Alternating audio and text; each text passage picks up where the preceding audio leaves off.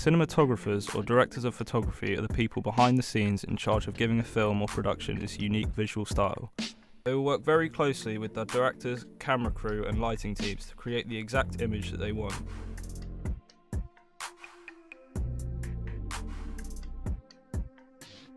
It all started in 1872 when Edward Muybridge created The Horse in Motion, the very first motion picture.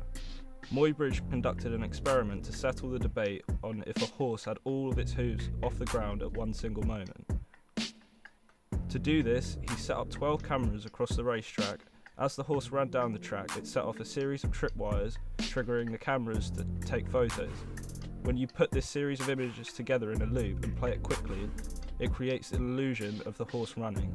This was the start of the motion picture.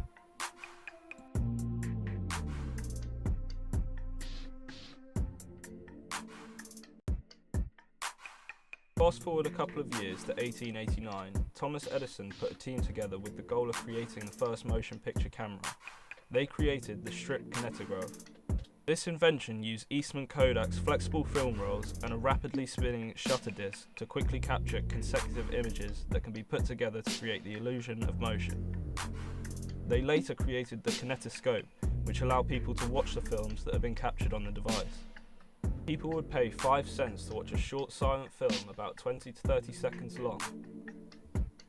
1894, Broadway in New York opened the first kinetoscope parlor to the public.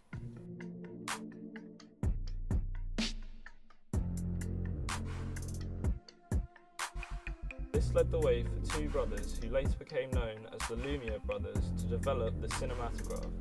In 1895, the Lumiere brothers filmed a 50-second continuous shot of a train pulling away into a station in France with this new camera. This was a new and improved version of Thomas Edison's kinetoscope with the ability to project the moving images it captured.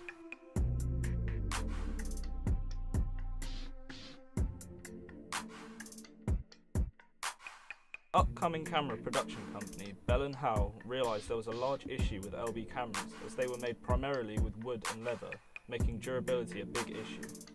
Martin and OSA Johnson were filming in Africa using a wooden Bell & Howell camera and found that termites had eaten through the cameras and the film. Upon hearing this, Bell & Howell decided to develop the first all-metal movie camera. It was called the Bell & Howell 2709. This completely changed the game for film cameras.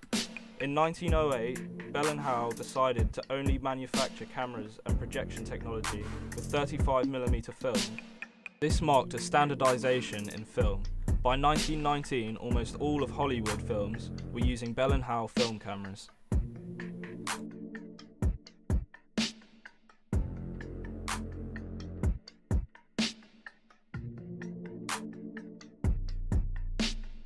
George Albert Smith created the Kinemacolor camera using a two-colour additive process. The camera would capture one frame in a red filter and the next in a green filter. When projecting these coloured frames together with a red and green flywheel, although only using two colours, created an illusion of colour that had never been demonstrated so well at this point in time. This was the beginning of coloured film.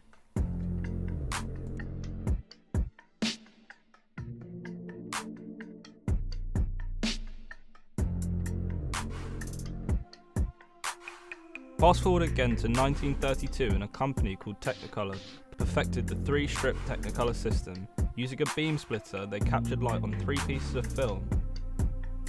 Green onto its own strip and blue and red onto a bipack strip. This 3-strip process was technically much better than anything that had come before it, but it was also very expensive, the camera costing roughly $30,000. In order to make a Technicolor film, you needed a Technicolor cameraman, use Technicolor makeup, have the film processed and printed by Technicolor, and accept a Technicolor consultant who would make sure your art direction had an acceptable colour palette. A lot of Hollywood's major companies were hesitant to jump on board with Technicolor's expensive process, so Technicolor offered the process to a small upstart, Walt Disney, for his Silly Symphony cartoon series. Flowers and Trees and The 3 Little Pigs were both huge successes and even went on to win Oscars for Best Animated Short.